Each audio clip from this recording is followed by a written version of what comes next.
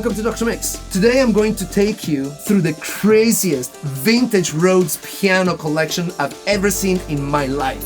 You see, my friend Anthony Marinelli took me to the house of Ben Beauvais, LA's best kept secret. Ben is a monstrous expert of Rhodes pianos. He plays, fixes, restores, customizes them for LA elite musicians, including Grammy Award winner Jeff Lorber, who you will see in the opening scene of this video. It's absolutely crazy. Also, you should check out Anthony Marinelli's channel because he's done a special feature on the Wurlitzer from the same day. It was a crazy day. Now grab your popcorn and let's take a deep dive into the Rhodes. It's here, right?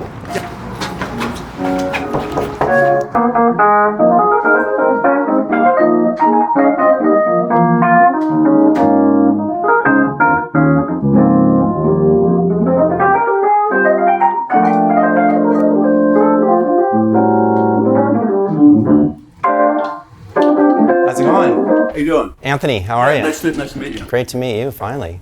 Wow, Claudio, nice to meet you. Oh, hey, nice to meet you too. Good. I like it. I mean, I'm sold. You need to have a bass player because you go to reach down and nothing's there. Thanks for laying all this out. Of course. Hey, Ben, it's so nice to meet you, man. Nice to meet you too. Yeah. Yeah. Cool. The action's really happening. Surprising, yeah. These, the Mark IIs, they all have that like factory bump modification, so it does have that lighter action to it. What's the story of this piano? I don't think I've seen one with a Well, short keyboard like this. They wanted to make a lighter Rhodes, so they made smaller, like 54 key. But like I was telling Jeff, it's like the Titanic losing a deck chair. You're really not going to notice it's lighter. It's not. I mean, it's still a wood Right. case, it's still a heavy harp, it's, But, I mean, you can fit it in the front seat, you can put it in a little tiny car, you can take it with you. What year did they do it? Only in 1980. They're really, really rare because they're only 1 year, but, 54.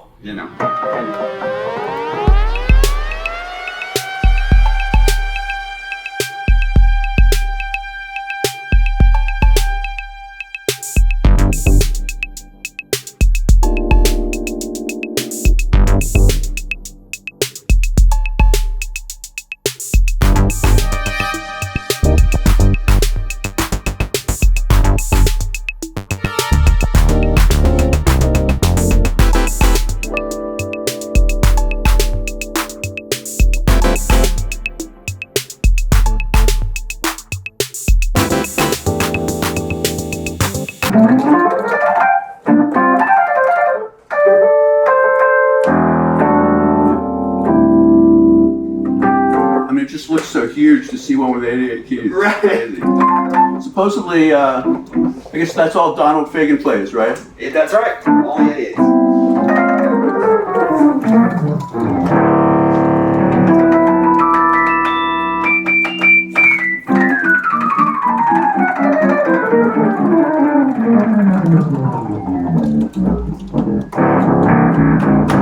It's an A.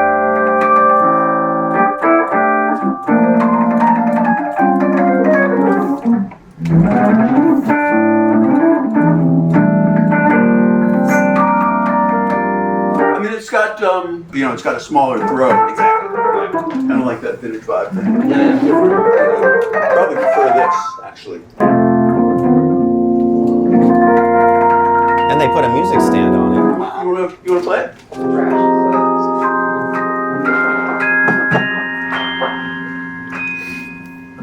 See, this is like a house like mine. It's you got the kitchen, and then the rest of it's all keyboards. I always said I wanted to be in the microphone business. You can just put them up on a shelf, Yeah, you can. This is It's a locker. It's a little more complicated.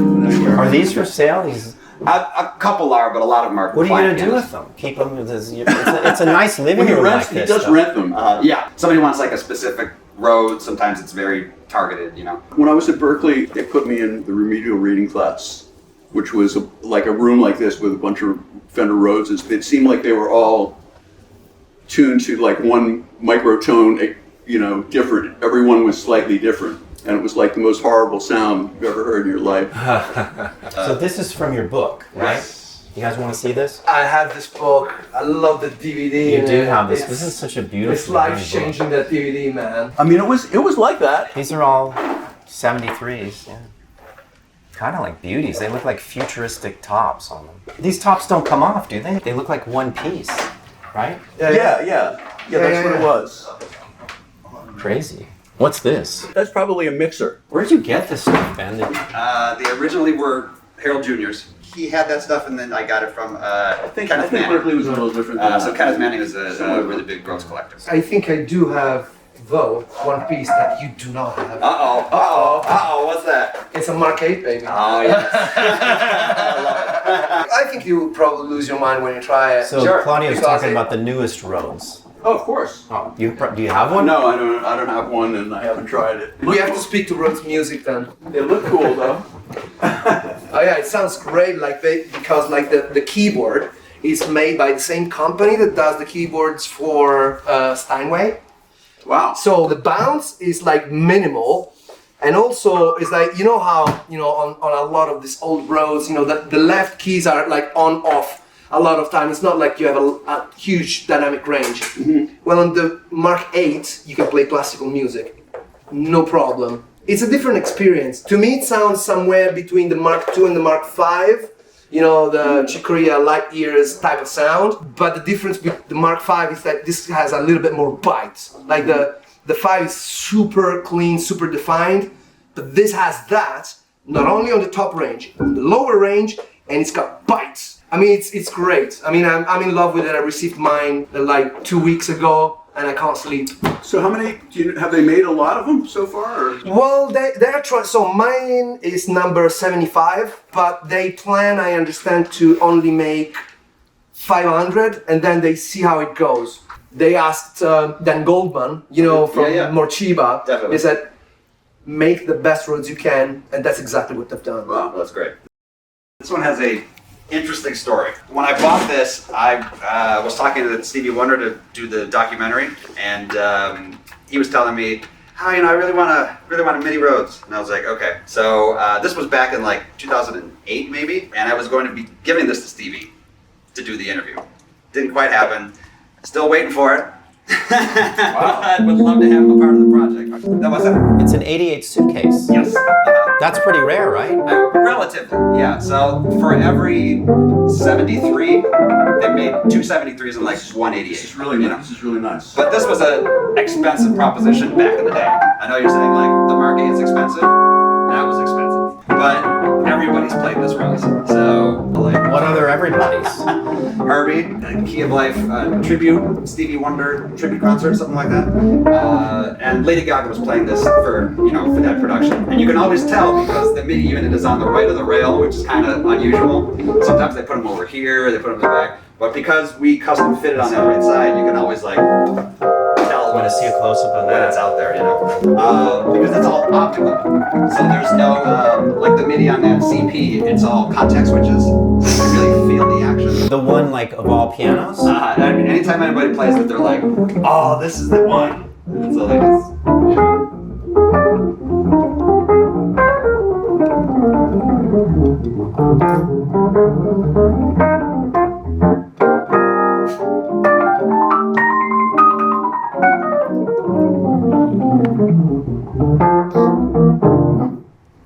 Yeah, it's really good, really nice. for sure. You want to try it? This is the one. You got to try it. No problem. You can crank I am gonna try it after Jeff Lorber. Not a problem. You can take it down a notch. It's okay. Jesus.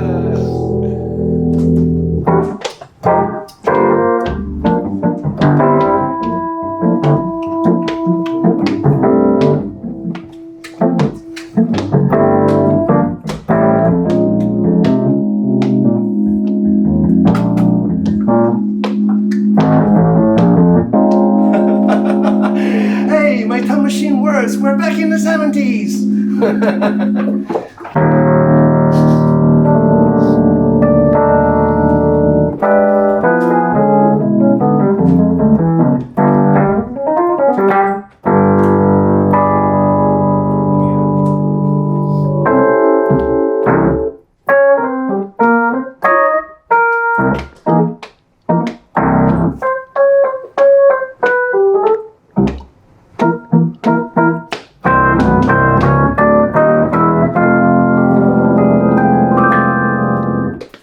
it's a little bit awake, ready to go. It's like, right? So you know, I bought one of these, but I got rid of it like as soon as because I didn't really like it. Well, it didn't have a tri-stereo chorus. Okay. This one. This is like too many violas. Like growls. Sorry. It's like too many violas. Too I many. mean, that's so cool. Like, Now you want to know something interesting? Always. So to the right is an exact same vintage from the same year. One's an 88 and one's a 73. What are you talking about? This guy? So this is a Layla Hathaway's Rhodes. So Yikes. this is a 73 and an 88, same vintage, right? And I voiced them the same. You can hear how this one has a darkness to it. You know. Yes.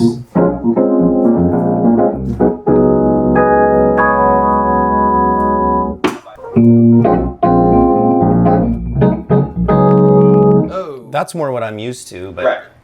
sounds active. I mean, with the smaller cabinet have something to do with it? No. So because there is 88 pickups, the signal output on an 88 is different than the output on a 73. So And that would affect the frequency response? yeah. So I mean, literally, they're the same piano, but because the pickups, there's more pickups in that one than this one, and they're all in line. That piano sounds different than this one. it's typically these are duller than the 88s? They have a little bit more of a darker, like warmer, earthier kind of sound. This has a little more like a brightness. Right on, man. My Spanish heart album. Armando's rumba.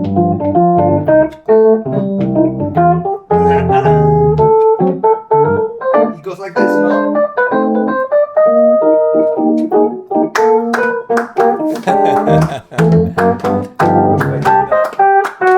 There you go.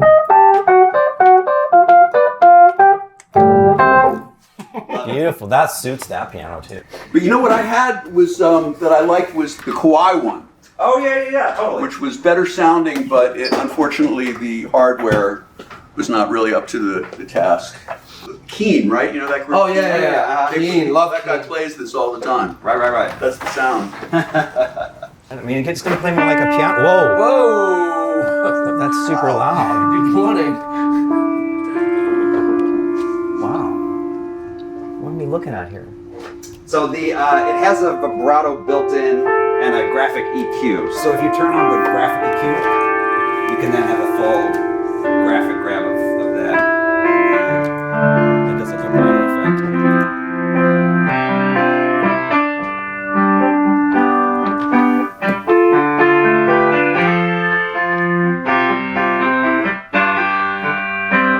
That's nice.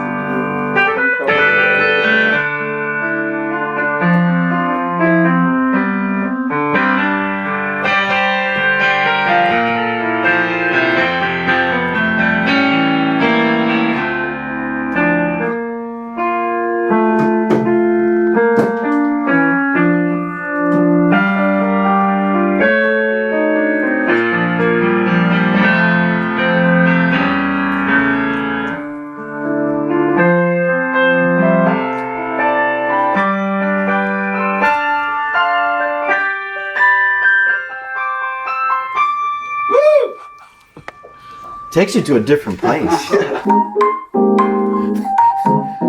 making some kick-ass videos. Oh, it's really bright. It's the action from that era. Yeah, Whose is this? that's Gary Novak's. Originally it was Larry Novak's dad. So Gary the drummer, Gary Novak.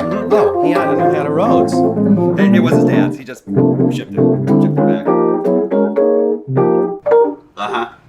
R2600, two of them, Yeah, supposedly, yeah. just hanging out, right?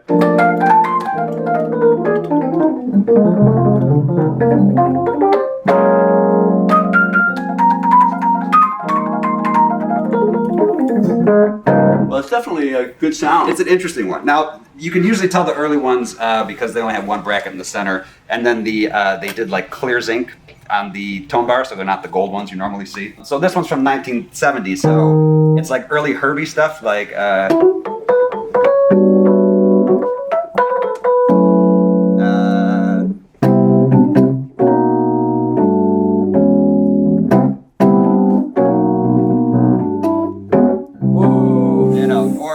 Bill Evans stuff, like.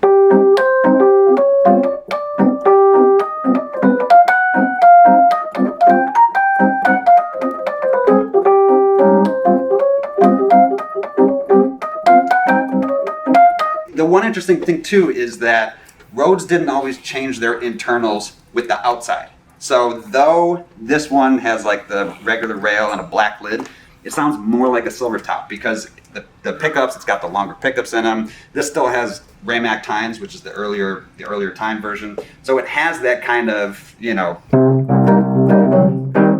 it has that kind of like boom, boom, boom kind of sound to it, you know. And the later ones have more than one of these? Yeah, they have 2 brackets here. I'm really not sure why they only, I guess there must have been, because the goal is that the pickup rail and the tone bar rail stay together, because if they move,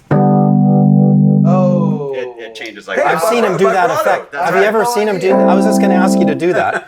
Because the first time he did it, it freaked me out. But yeah, you could do like overtones. You could do like. Shut up. Oh, that's great. That's a great trick. it's like prepared piano, right? And then the other one is like a You can make it dark. tremolo, right?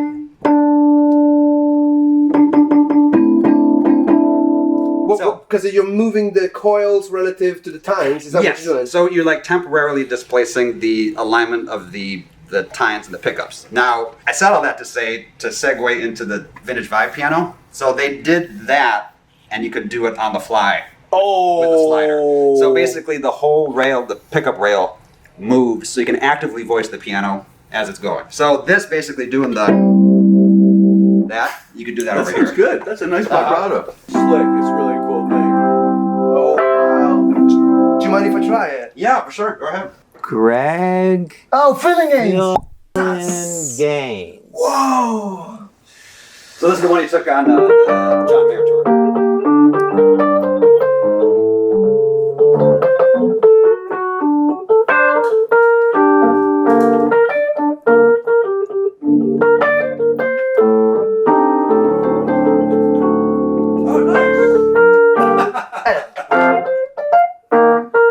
Can we do some wiggle?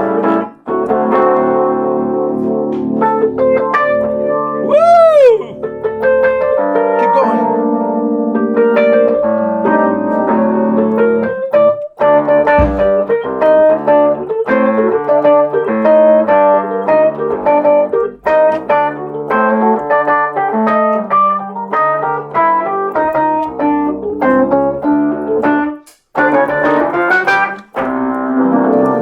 Oh, it gets a lot of bass down there, doesn't it? Yeah, it changes a lot of things. That's really Something clever. different. The Mark V, it's often misunderstood. So they say it's the ultimate Rhodes, or Harold Rhodes even like in advertisement. The ultimate Rhodes, the best one we built. The one thing that the Mark V can do that most Rhodes can't do is it has the most dynamic range. So you can play very soft, and when you lay into it, it is like a gigantic difference. So That's good for classical music.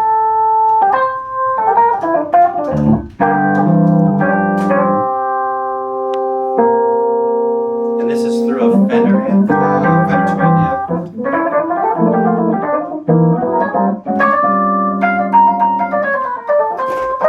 Now it's voiced very shallow because this is the one that Chick Corea played for the documentary. I know he likes the more shallow tone, so And who's this? that's mine. That's yours. Yeah.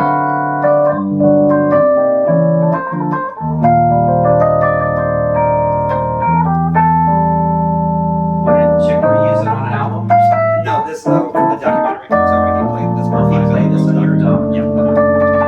Yeah, it's not bad. Yeah, but check like real soft and then really lay into it.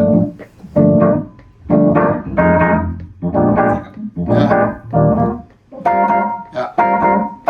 Man, wait till you try the Marcades. Yeah. Let's do it. This seems to have a longer range of the key, doesn't it? Right, yes. The whole hammer key pattern still was redesigned. Right. It does have more of a hammer throw. It looks it. Ooh.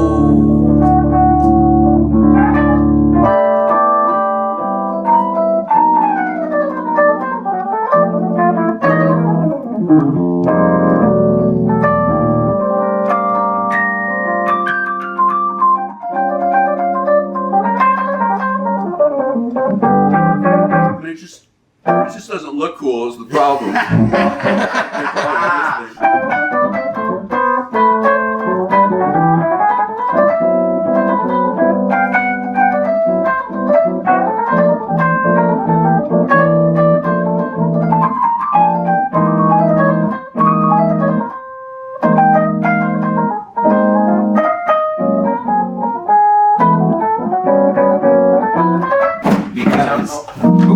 Because I did Oh, see, here are the have two different. this guy play it.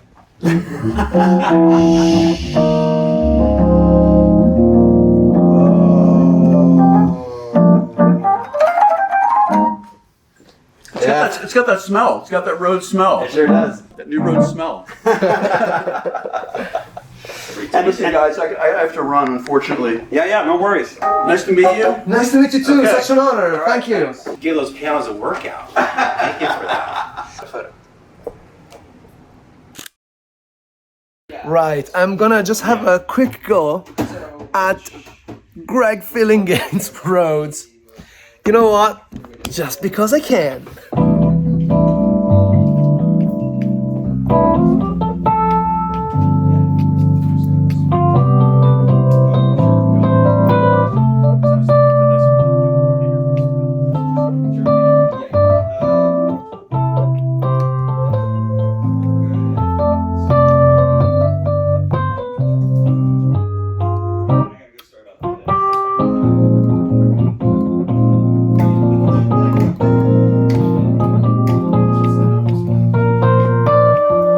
And it goes like and Absolutely it. and that's Ben Beauvais. Right. Look how many roads. You wanna lose your mind? Let's see. Yeah. We can Yeah. talk a little bit here and here. Yeah. Start with this How one about here. that? Crazy story that's gonna Would you like maybe a bit of that? Or maybe this? I'm gonna lose my This one, mind. funny enough, What did you just say? said this one's signed by Quincy Jones. When I was interviewing him for the documentary, I brought up a piano, not expecting him to play, but just kind of have it in the shot. And it couldn't quite fit in the shot, so he's like, "Oh man, just leave it over there. You know, I'm gonna take a look at it later." And Your impression is perfect. so he came out later, signed it off on it. But I just sent this piano out on a rental, so of course I'm not going to put the Quincy harp on the rental. So I God pulled. bless you for saving and praising this magical instrument. Amen. Right. I mean, I think I owe some explanation to you guys because so much has happened. So let me recap here. So we are at Ben Beauvais'. This is his living room, and he has set this up just to show us all his beautiful Rhodes here. Ben is the electric piano guru here in LA. That's actually how I put you down on my address book. LA electric piano guru. Of course, I mean, we got a bit sidetracked because there was Jeff Lorber, just casually, right? Ben went really out of his way as a favor here to change up his living room. I mean, if you look at this, does this look like most people's living room? I wish mine The did. seating area, it's piano benches and pianos, right? Sitting room only. It's not Sitting room. We did this for Claudio because we wanted to bring the taste of LA, and this is the epicenter for when somebody needs a Fender Rhodes for something special, a recording or a live situation. And so, we're bringing it to you, and it's quite a pleasure, and we really value what you do and your audience, to be able to see this and hear the stories that you're going to hear from Ben. So that's why we're gonna ask Ben now to tell us a little bit about some of his favorite pieces right here. What is special about this? Well, first off, I wanted to say that in the whole Fender Rhodes community, it's interesting that there is a lot of misinformation out there. But for me, doing the documentary, I had the privilege of being able to talk to the CBS Fender guys directly, the people that actually built a first, resource that's actually on site and can verify this stuff. So I had noticed some things over the years, and I had, begun to ask these guys, and they had the answers. So the shocking answer is there is no such thing technically as a Mark I suitcase. Let me say that again. There technically is no such thing as a Mark I suitcase. How can that be? All right, so I'll show you. First off, the way that this is designed, all the logos, Harold Rhodes was a huge fan of Lincoln. So if you take a look at the Lincoln Continental, the 73 logo and the Continental are the same. The mark is not italics. So, Wow. So the design for all the logos for the Rhodes came from design from Ford, from Lincoln. So that's originally how this got started. Now, they called it the Mark Series Lincoln. He called it the Mark stage piano. There's two different Lincolns. The Lincoln Continental 4-door is the suitcase piano, and the Mark is the stage piano. Mark only referred to the stage piano originally. So if you notice, it says Fender Rhodes Mark I stage piano. It doesn't say Fender Rhodes Mark I suitcase piano. Because Lincoln didn't do it. Well, specifically because the Mark I meant a different type of piano. So over the years, though, the reason why that all got confusing is because you can see it says Mark I on a stage piano, but on a suitcase rail, no logos. Nothing on here says suitcase. On the actual pianos itself, nothing says suitcase except for sometimes in that little gold foil with the model or whatever. You have to open up the piano, you have to look in.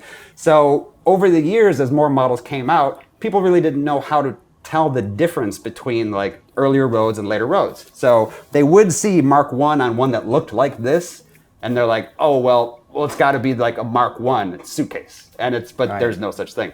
So, and I talked to the factory guys, and specifically Steve Woodyard, one of the engineers, and he's like, we kind of don't, it kind of just rolled out in how it was and the naming or whatever, and it just kind of is what it is. That's how it's referred to. How long have you known this? Since we started the documentary, when I interviewed him, maybe in like 2011. But it's interesting because the whole thing about the suitcase piano, really, the stage piano looks more like a suitcase.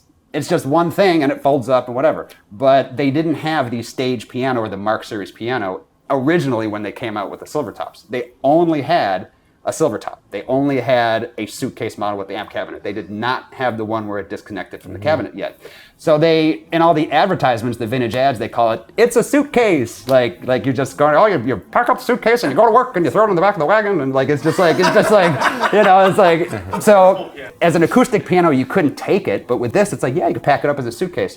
When they came out with the Mark Series, or the stage piano, it also kind of looks like a suitcase. So there was just a lot of difficulty in naming, but the biggest problem is that there's no model name on suitcase pianos. It just looks like a Rhodes. But with the stage pianos, it actually says Mark I. So that's where the kind of confusion came from. Can I ask a question? Yeah. So what's the deal with Fender Rhodes versus Rhodes? Sure. One of the interesting things is the piano is a conglomerate of parts from different vendors. So the internals are from all different vendors, and they were changing stuff consistently. That didn't always synchronize with external stuff. So for example, changing the look, changing the lid, changing whatever, that, the guys at Fender would do that, but like the tines were supplied by a vendor, the pickups were supplied by a different vendor. So technically, cosmetically, it doesn't always sync up with changes internally. The Fender name, I have an interview with Harold Rhodes that he gave on the radio, and he started up with Leo Fender in 1959, and with Leo, they were going back and forth, and Leo wasn't really into a full, he wasn't down with the prototype that he had of the full piano yet. So Leo and Harold kind of worked on just the piano bases, and I'd seen some patents that they were trying to experiment with other kind of like plectrons, like stuff. They were trying to just like rework instrument. It was still in like its infancy, So it wasn't until CBS bought Rhodes in 1965 with the whole Fender package that they started making full pianos. As the story goes, I guess Leo said, well, if you put my name on the piano, you'll probably sell more pianos, kind of thing. So, because it was Harold and Leo together as Fender Rhodes, Leo Fender, Harold Rhodes. But the whole thing was like, if you put the Fender name, it's a recognizable brand. That's a good point.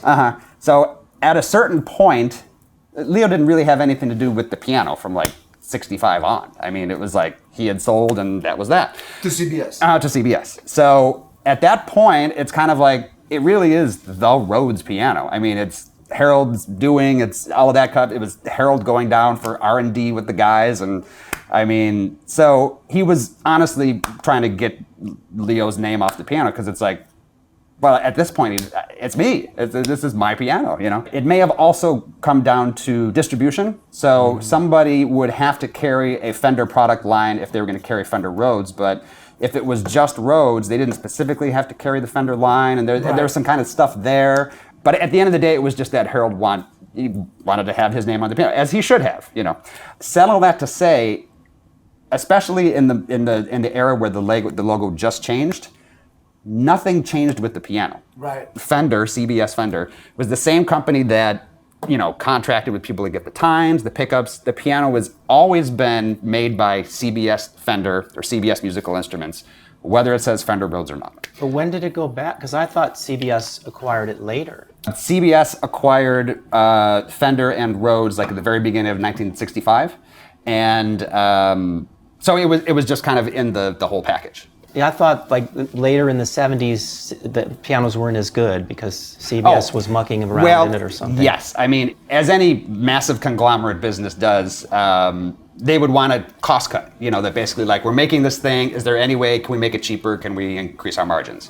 As time went on, and specifically it kind of correlates with the guitar community, that they say, you know, CBS Fender guitars are not as good as earlier. And I've heard that about Rhodes. Yeah, but there is technically no pre-CBS Fender Rhodes. There's only some prototypes and like piano basses, like the gold piano bass and that kind of stuff. That's really the only thing that was pre-CBS. Anything that's a full key bed was always made by CBS. That's great to know. Fender Rhodes.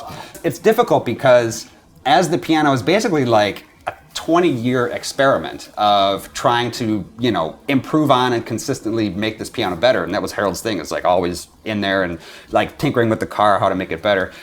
Changes weren't implemented on like a time schedule. Apparently Harold showed up, he helped design, and it might have been Steve Woodard too, helped design the Mark II rail with the music rack on top. So they had put that music rack on, and Harold walks in and goes, well, I guess we should call it the Mark II.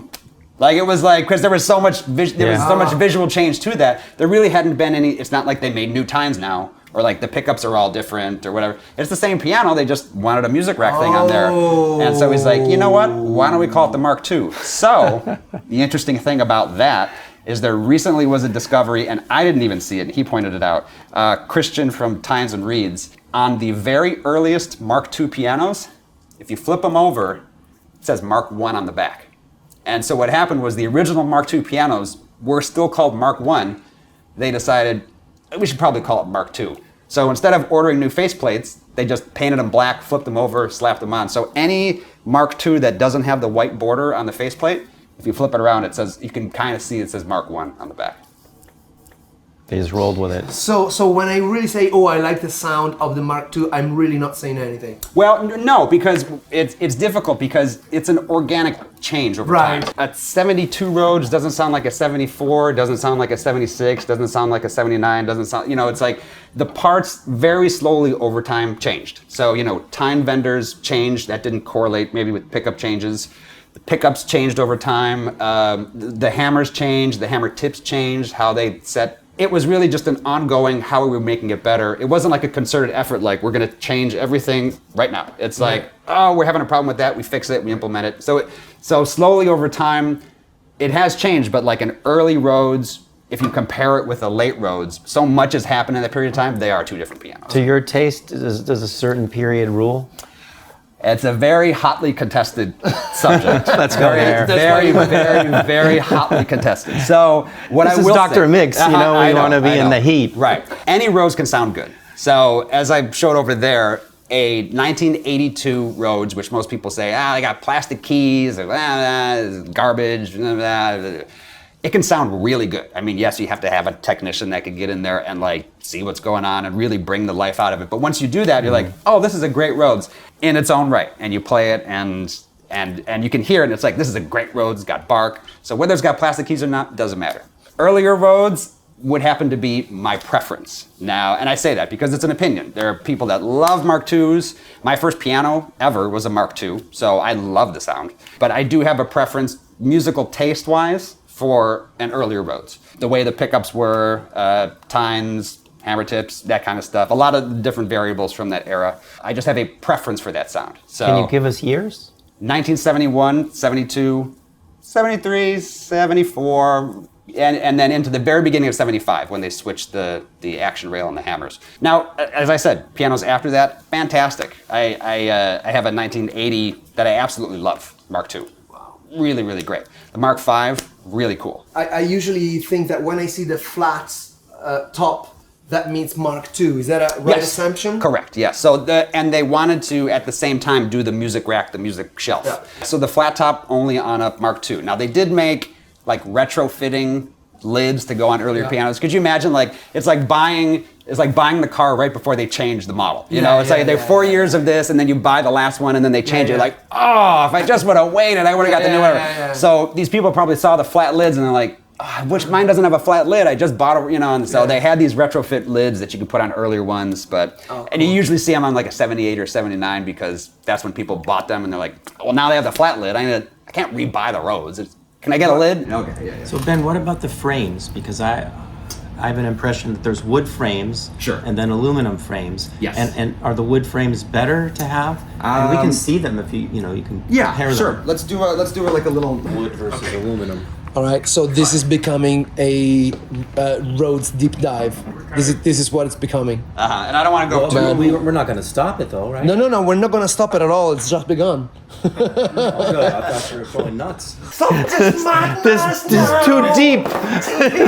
Let me see. I can't breathe. 73. Wow, that's so bright. It'll take 2 seconds. Jeez. What's like the biggest surprise you've seen when you opened up a piano? Like any life forms or? You must have seen something. Dead mice. Dead mice. So they can sneak into the Rhodes cabinet under the sustain pedal. So when the sustain pedal is at rest, it's up and there's a little gap under there. That is a nice warm little hut right in there. You can stay real secure as a mouse. So I can usually get up there. That's where you start. And I'm like, oh, this one, whatever. Well, first of all, serious thing. Hantavirus is like a thing that could be transferred through mice. Okay, so I mask up. I got my gloves on. I do my thing. Gary Novak's Rhodes. He just had it shipped. It used to be Larry's Rhodes, Larry Novak. So he had it shipped in from Chicago, and I started to open it up, and I caught a whiff, and I said, uh-oh. So I got my mask, got the gloves. That one had whatever. a mouse It in it? didn't, but they were living in there. So there was all kinds of like seeds and stuff and whatever, and I was like, so I opened it up, and cobwebs too, or like spider webs. It was a mess. It looked like a diorama of hanging seeds, and so I called up Gary and I said, I think you had a mouse in here. And he was losing his mind. He's like, oh God, well, it was in our garage. I mean, maybe like, it's fine. It seemed like good housing, that's why. Oh, I asked totally. you. Yeah. Oh, exactly. And they get weird too. Like they'll start eating the Tolex. I'm like, is it real? Does it taste that good? Is there no? Where's the cheese? Like it's like. Let's interview the mice. But let me open these up and just kind of show you a little bit of the kind of bigger changes from, let's say, an early 70s Rhodes and a later 70s Rhodes. Right. So in the earliest Rhodes, the Mark series of the stage pianos, I'll crack this open. So each hammer is individually put in there, and each hammer has like a little wood on the front and a plastic shank. I actually have put in different tips in this, so there was a lot of labor that went into build these pianos manually by the technician. So what would happen is they were all wooden frame, and then how you set the escapement on the Rhodes, which is basically like how much distance between the tine and the hammer there is for swing, you would set it globally by putting shims on the side. So what happens is because the tines swing so greatly in the bass and they don't swing at all in the treble, there needs to be more distance between the hammer tip and the tine. Otherwise, when it's down, if it was too high, when the tine swings, it would hit the hammer. Hit the stop, yeah. Because it has such a big swing to it. Yeah. So there needs to be a bigger gap here and a smaller gap there. So how they did that at the factory, originally all the hammer tips were exactly the same height as well. I did put in the different height, the graduated tips here, but originally they all had the same height. So when you did tilt the whole piano, it would auto-regulate basically across the whole way. The issue with that from a mass production facility is that it all depends on the technician. What Horst and the other engineers were looking to do was to basically take as much of the manual labor the technician skill needed to put the pianos together. So instead of installing individual hammers, individual dampers, that was a lot of time, one hammer at a time, setting the whole piano, and then you have to set what they call the strike line. So basically lining up the flat line of the hammers with the curvature of the harp. So if it's a little off kilter, which a lot of times it was from the factory, it was a lot of work. It was a lot of work from the Rhodes, from the Rhodes technician. So the goal on the later ones with the extruded aluminum frame was to try to eliminate as much of the work that you could, that the technician had to do. So production for assembling them went a lot faster because the hammer combs came in sections. So you can't see it, but there's a little comb in the back. So there would be like sections of hammers. So you'd only have to install like 6 parts as opposed to 73 or 88 individual hammers. Same thing for the damper combs. These also would be in sections, like modular sections. So that really sped up production time. At the same time, they set the escapement not globally, like making a bigger one on this side and a smaller one on this side. They did it via the hammer tips. So basically, the harp is flat. Instead of tilting it, you tilt the hammer tips.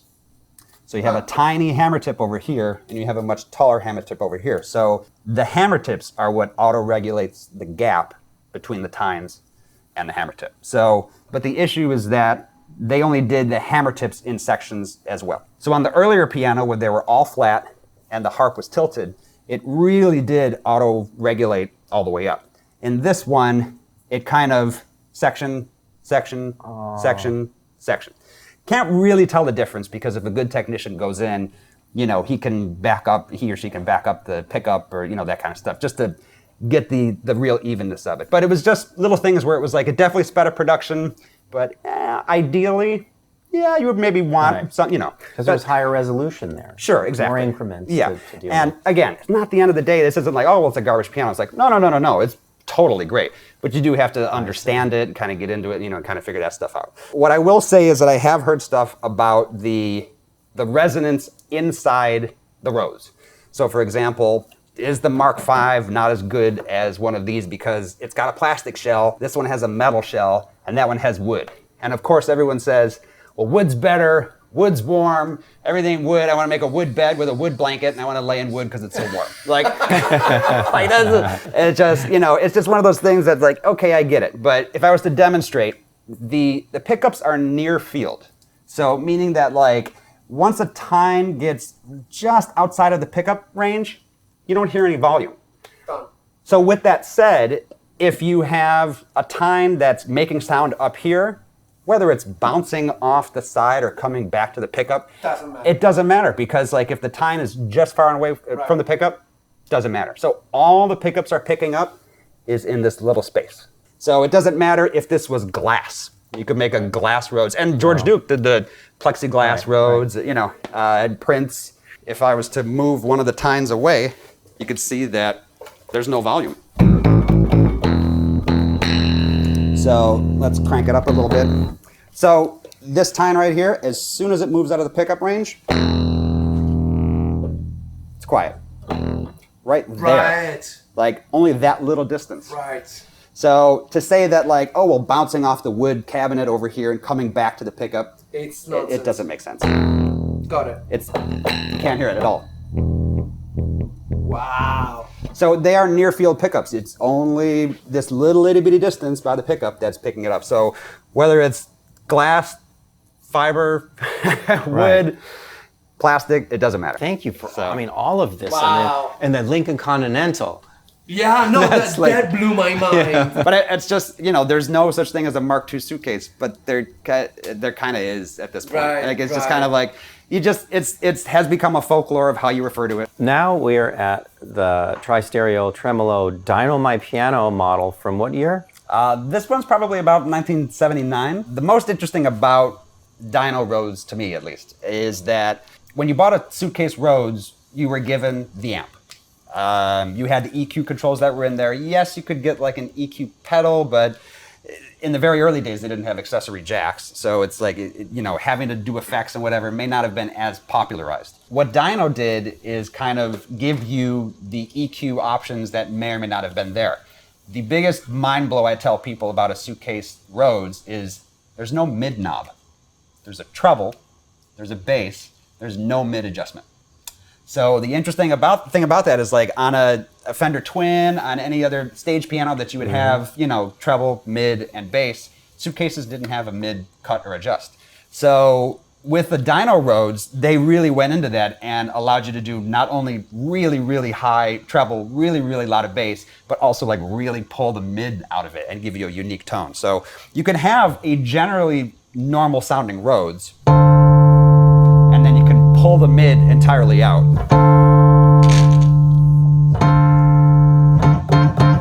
So it sounds very like kink, kink, and that may or may not have been a, musical sounding, but it was really about giving you that option, Yeah. It has that real 80s sound. But you could put that mid back in. Same thing for what he called overtone. That allows you to really put the treble in. So if you had the treble in, the mid out, and the bass up, I mean, really, Hyper Rhodes. yeah, right? and that's the thing is that it was like a hyper Rhodes. I'm not going to be able to play it, but one of the more prominent people that I can think of that used Dino would be like, what's his name? Russell Ferrante from Yellow Jackets? Yeah, Yellow Jackets, yeah. So he was big on that, but I'm going to butcher it.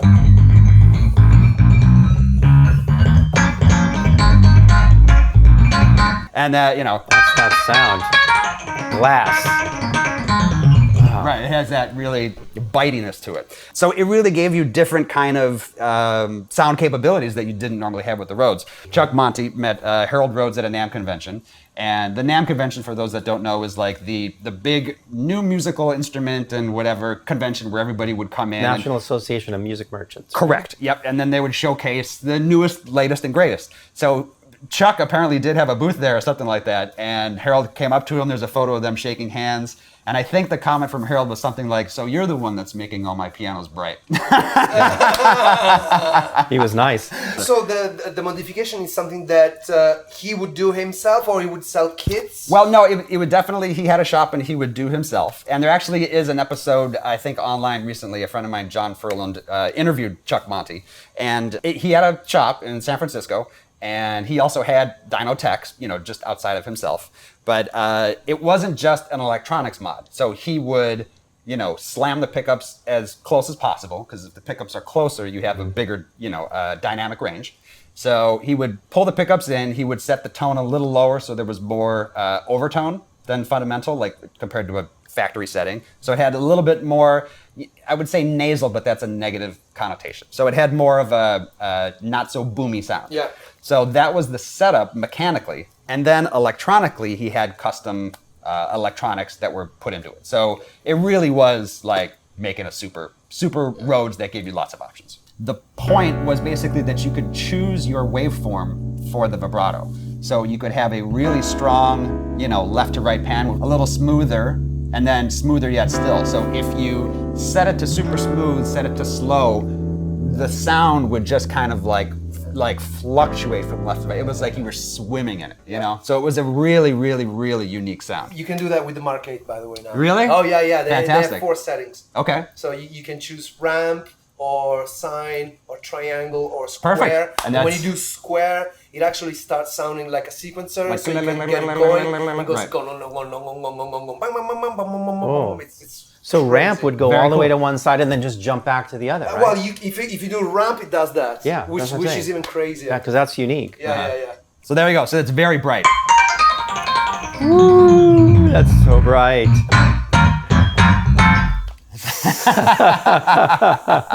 I mean, that's specifically with everything turned up. I mean, that may not be a musical setting, but it gives you that option.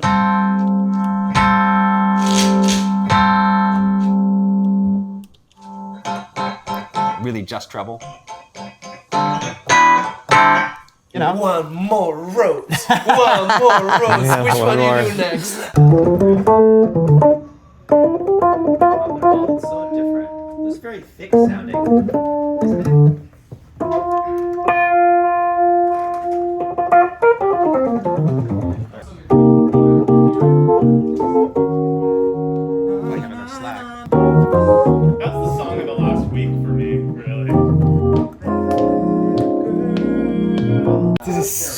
pretty.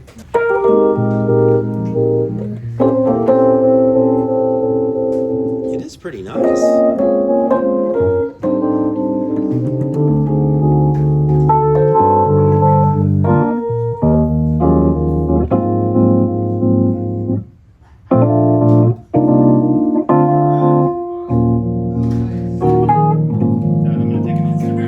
All right.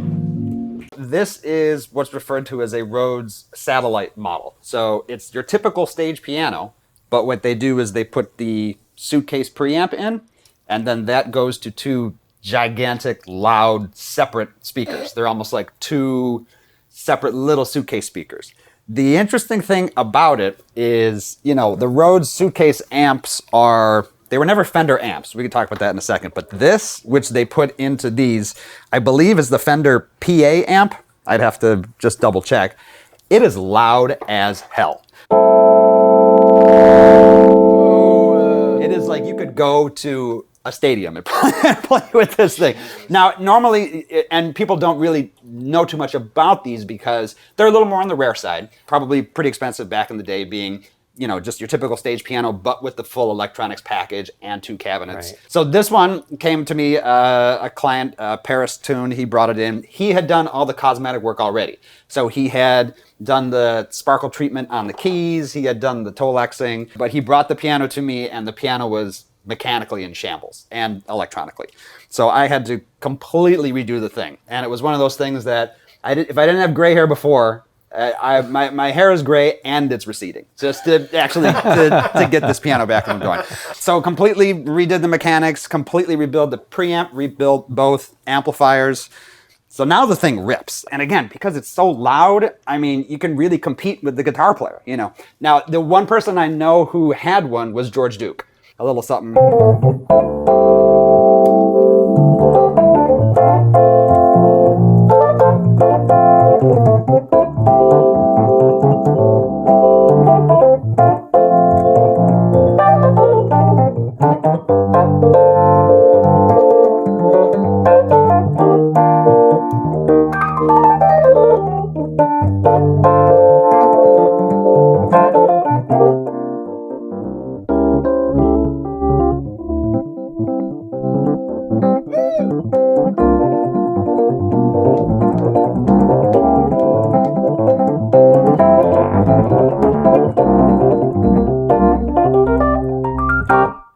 You're not supposed to be able to fix them when you play like that. But again, it gets so loud, and it's a pretty good year, 1976. You know, you can really get some life out of it, but I mean, it rips. A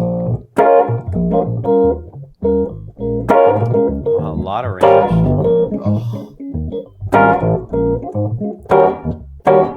Just like a really good dynamic range, you know? I mean, how do you get this sparkle treatment done? I mean, I know Yeah. that you didn't do it, but Right. This would be potentially like at an auto body shop. You literally take it to a shop, and what they would normally put on a car, they could put on this. So you could see the remnants of the paint behind, you know. So they had masked. Oh, they messed with it. So they masked it off. He brought the keys in, they masked it off. But I mean, they painted even on the sides. You know, it's like they did a really good job. So, Yeah. but you know, green is a choice. You know, it's interesting. It's wild. It's definitely wild to say I the least. wouldn't have thought, but I really do like it a lot. For sure. This is what they referred to as the Peterson amp system. So the amplifiers for Rhodes were never made really by Fender. The later one, the 5-pin one was, but this was by the Peterson strobe tuners, that company. It was designed by them. Harold Rhodes heard it. He wanted it in the piano, but it's not an actual Fender amp. It is actually from another company. The reason why the vibrato sounds so good on these 3-knob preamps is because of... optical. Yes, correct. So with the light bulbs operating, you know, being a light-dependent resistor, the light bulb has an interesting quality of a slower on time, on off time, than an LED, which is just on, off, on, off. Like optical compressors. Correct, yeah, exactly. So because it has like a slow on and off, there's a little bit of more of a sweeping. So because the channels come in and out as opposed to being on and off. So it has that as opposed to it's like I recognize that on my Mark II, it's a bit harsher than that. Sure. Definitely. There are ways to modify it to, kind of loosen that up and make it a little, if that's your sound choice. It's definitely opinion based. I've had somebody come in with a Mark II piano that was their suitcase that was like, that sounds awful. Like I want to hear about. So it really is all musical taste. But for those that specifically want that sound, it is the optical thing. Those burn out all the time. That's a real frustrating thing. Because when the bulb goes out, the channel goes out. So I see. That's it. But that's part of the magic of the vibrato. Well, you did a great job on this piano.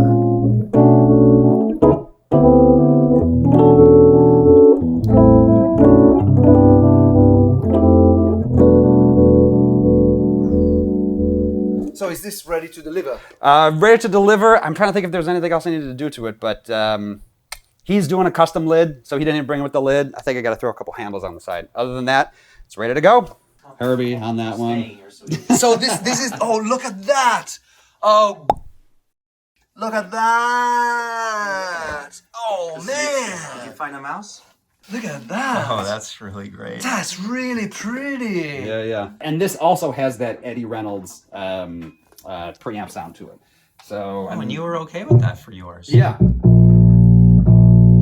Right about there, right about So there. what is a snake? Yeah, it was like a snake skin / alligator / something. I actually found it at the LA Garment District, so it's not something you would normally find on a Rhodes. But after that, like powder coating it in gold with a custom gold faceplate, gold logos from Vintage Vibe, and doing the gold legs and the gold pedal, and And then upholstery. And then this, which you can't see, this is the color changing sparkle lid. So in certain lights it's green, in certain lights it's brown. Do his own. Man.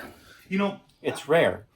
I would You're just not do going to one find take anybody at in the end, England so I doing know this that's just like for their own personal, pass. It's gonna be enough cobbling together, like that first thing. I kept turning it on and off my camera. And I wanted to it's just we can slate anything for this first. It's gonna be. I have some notes that hopefully can at least help. We'll be okay. I've mentally tracked it all and wrote a couple notes too. So like.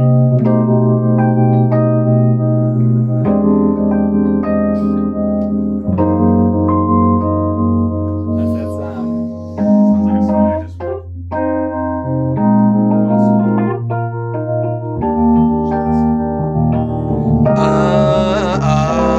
Oh,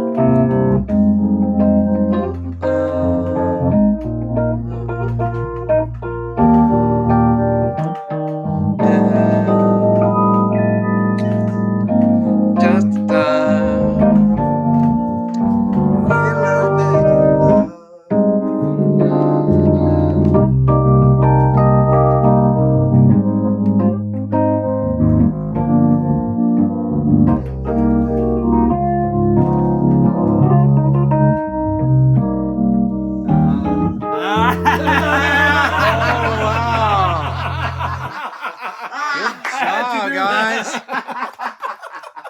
You were just nailing it over there, and then I turned around and I was like, where? He stopped. That was fantastic. The story on this piano is very interesting. I have been out in LA for a long period of time, and the number of times I could tell you when I would buy a piano, someone would say, it used to be owned by X. You'd be like, sure. And I see the piano as just a regular stage piano or something. Used to be Herbie's Rhodes. Okay. Yeah, this one used to be Chick's Rhodes. Sure, he's just giving them away, right? So I saw this ad on Craigslist a number of years ago, and the guy just very, just had it up for sale. Wasn't the selling feature, but it's like, oh, it's got some history. I'm like, okay, cool. So I could see in the ad that it had JBL speakers, because JBL speakers specifically have the silver cones on them. So through the grill cloth, I could see, I was like, piano's got JBLs. Okay, so that's definitely cool. So I go to show up, very just, checking it out, saw the, kind of thing. It was a disaster. When I say disaster, this is what the Rhodes used to look like. It was something that looked like it had been completely left out in a barn. It's missing its middle tooth. It had just been like forgotten about, whatever. So I went to go see it, and I'm like, this thing is an absolute tank. But I was like, maybe I could buy it for parts or whatever, blah, blah, blah.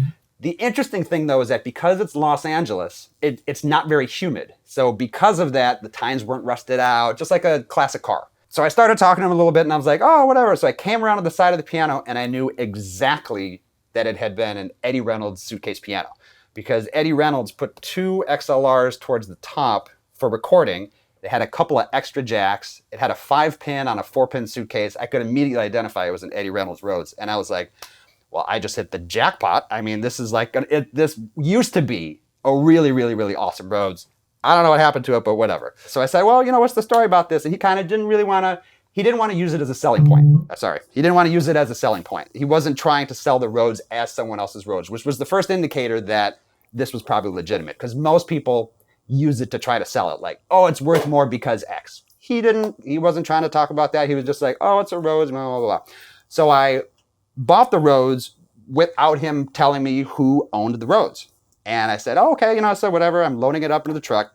And I said, oh, so you were saying that there was like an interesting history behind this piano, who owned it or like whatever. He said, oh, well, I'm a tech in the area and used to work for a bunch of artists or whatever, and used to belong to Joe Zawinul. First of my head, I was like, yeah, sure. But then I started thinking, I was like, okay, well, wait a minute. If from this era, for you to buy a suitcase piano, then take it to Eddie Reynolds to have him do everything on it, to like full electronics package, whatever, blah, blah, you wouldn't be a recording artist if you didn't have these XLRs and other things on the side. So I said, oh, okay, like, okay, great. Well, tell me a little bit more about it. I just kind of wanted to talk to him about some information and kind of suss him out. And he said, oh yeah, well, he said it was, I've done a lot of work for him back in the day, and I worked with his son, Ivan. And he said, it was in the mid-90s, Joe was moving to New York City. He had 4 or 5 Rhodes pianos in there, and he'd say, well, I'm going to do this with that one. I'm going to take that one. I want to send this one over here. And I noticed that he had a suitcase speaker sitting over there with doing nothing. And I asked him about it, and he told me I could take it home. He's looking around. He says, oh, here, that piano goes with it, right? And he points at that piano, and here's this old beat up Rhodes. It was so beat up, it looked like somebody had dropped it out of the airplane. The keys were all disjointed, and nothing worked on it. And it'd been in storage so long that it was getting a little dirty too in there. He was just kind of helping him get it out, because why would you take this to New York City? And he had, like I said, a whole bunch of others. And this one was the trashiest. Did you take this picture? I took this picture. So this is obviously after, Mitch got it and really didn't do anything with it. So then I started asking Mitch for more info, just to really kind of make sure, because for credibility's sake, like I said, I've always heard people have said they've owned a piano. So I said, well, Mitch, you work with Joe, do you have, like, photos? Like, do you have any photos? He'll say, oh, yeah, sure. Here's when we were putting in the new board at his studio in Malibu. And I was like, okay, no one has insider photos of, like, Joe Zawinul putting in the new console at his studio. I'm like, okay, so all right, so this guy is starting to be legit. Okay, so so we were talking more about it. After I went through the entire restoration on it, I was looking to have have it signed and kind of be like the one piece that I wanted to kind of have as like the showpiece of the studio. I was talking to Herbie Hancock after one of his concerts, and I said, oh, I was wondering if you could sign a piano for me, blah, blah, blah, blah. I said, it used to belong to Joe Zawinul. And he said, oh, yeah. I said, yeah, there was Mitch Robertson, he said, oh, yeah, he's done some work for me. And I'm like, okay, so now I've heard from Herbie Hancock that this guy is also legitimate, did some work for him. Okay, all right, that makes sense. So the piano went through an entire restoration so that it used to look like this, and the grand reveal, now it looks like this. Like brand new. And I happen to have it signed by Herbie Hancock and Chick Corea. It really is a testament to Eddie Reynolds as a technician, because when you see a Rhodes like this and see the amount of work that went into it, reduce the grounding and the treble boost that he would do and all the different recording stuff, you can see that like what was a factory Rhodes really gets transformed into something with like EQ capabilities, very similar to Dino, where you could do a lot of tonal adjustment to it. And of course, Joe would put his effects on it.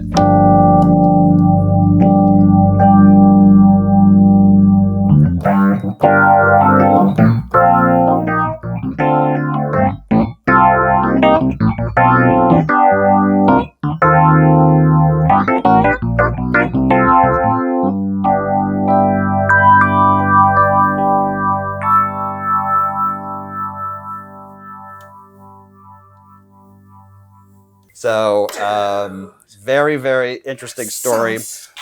But what I will say about this piano, it's not a famous piano. It is not a piano that's been on any notable of his records. He would always have his 88 stage, which was in a similar era. This one specifically, date-wise, predates when they were making 88 keys. My feeling is that Eddie Reynolds did it for him, but he could have been a piano he bought later. Again, that part of the story I don't know. In addition, I have a photo of Joe playing a Mark III at the Hollywood Bowl. And I think it's the only photo I've ever seen of a professional musician with Mark III Rhodes out in the world. And all it was to verify to me that, like, oh, he didn't just have one Rhodes that he took around and he just whatever, but he was always experimenting, you know. Going to the Hollywood Bowl with a Mark III, which has turned out to be some crazy model with a synth on top that barely worked, and they trashed him and, you know, that kind of thing. But he was willing to go to a gigantic venue with, like, this new Rhodes that, like, try to test it out and experiment live on stage at the bowl, you know? So that also lets me to believe that, like, he probably, maybe came across this piano, but also may not have liked the sound. I mean, there is a brightness to it. I mean, it is a very, like, a...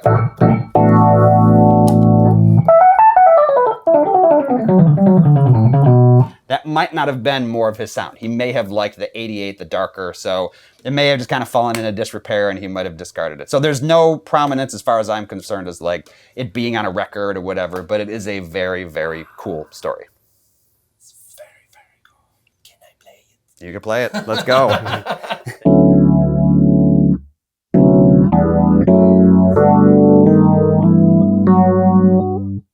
What is that? Altro. My heart is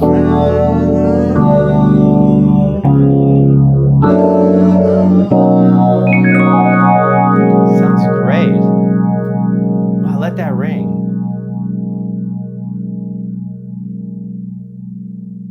and higher still.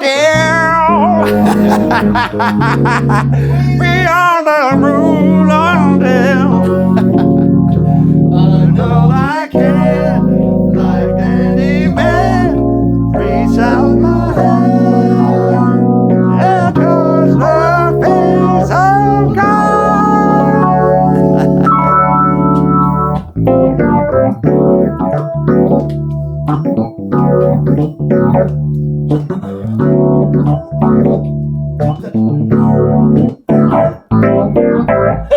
Yes, Nice that's job. it. That's it. Especially without the phase on, Yeah.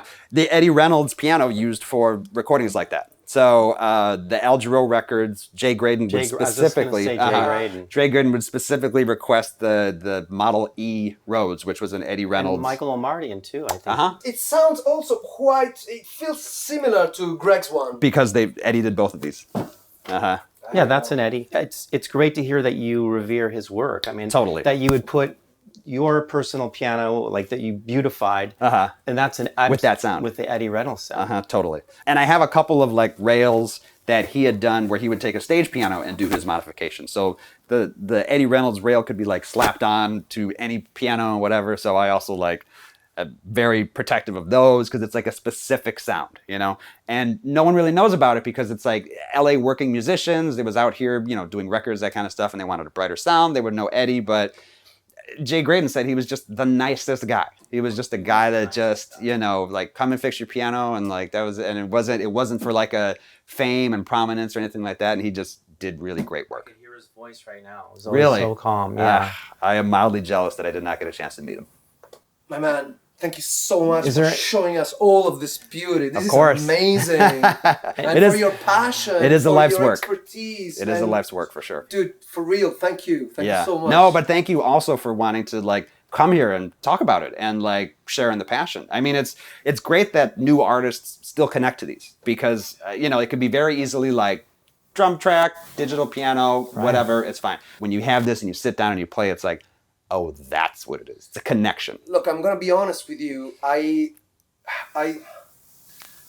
don't even want to say it, but when I see prominent Rhodes artists, and I mean prominent Rhodes artists, go around and playing not a real Rhodes, it really gut-wrenching. I really don't like it. Now, the only reason that happens is because that they are seasoned musicians and they know that breaks down on the road. So even being here today and I had everything set up, ready to go, I go to turn something on, it's like, bzzz, I'm like, ah. So what's wrong with this? And it's like, and that's what it is. preamp It's goes out, tinkering. 'cause Yeah. So 50-year-old. But Herbie says that in your documentary that you would have to get practical repairing these things on Yes. the road. So he would go around with it because he could fix it himself. he would. And you know, and interesting that you say that. So if you notice, picture of Herbie in the Mwandishi era, but you know what's interesting?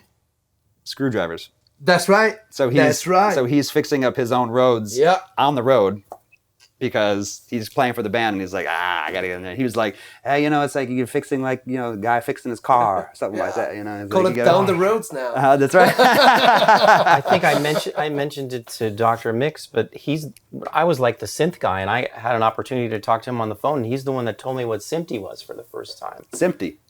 It's the code that you put on a multi-track tape to synchronize two machines, or we used it to synchronize video machines to tape, and it was very technical, right? Okay, sure. But he's telling me about it. I'm going, what's that? It's just kind of like how you are. Yeah. You can understand how to fix these and really play, and Sure. some people are gifted. Yeah. No, and I will say humbly that it really helps that I am able to play them because you can go through, and there are great technicians that go through and can measure stuff. You know, you could set tolerances and whatever, and you can really dial it in. But there's that extra like 5% of like when you're really playing it and you're like, it's a little sluggish. I think it's more than 5%. Yeah.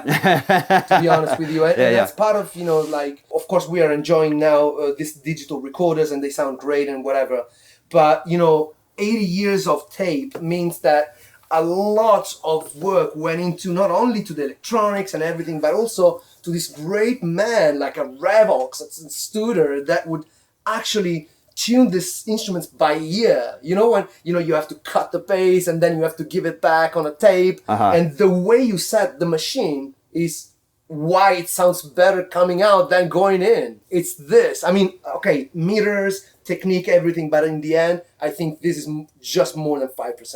But that's the difference between like a normal car and a Ferrari. It's supposed to be like 10% difference that you pay 90% more for. Right. But I can't, it's very difficult for me to send a piano out that still needs work. And it's difficult because I work with clients in their budget and they can't all do restorations and like, I just need to fix this or whatever. And I'm like, all right, but I'm just going to do this too. And it's fine. Don't worry about it. Because it's like, it just, I know that when they get it to be like, oh, I didn't know it could sound like that. And I'm like, I know, you know, so it's like, I just try to help out. So where I got my electronics training from was Ralph Skelton, and he's a really worked in the industry in electronics. He did like front of house for the Yellow Jackets and works with a bunch of people, Christopher Cross and stuff. And he did work for Joe as well. So he trained me in electronics, and we both actually went back through and reverse engineered what Eddie did because the amp wasn't working when I got it.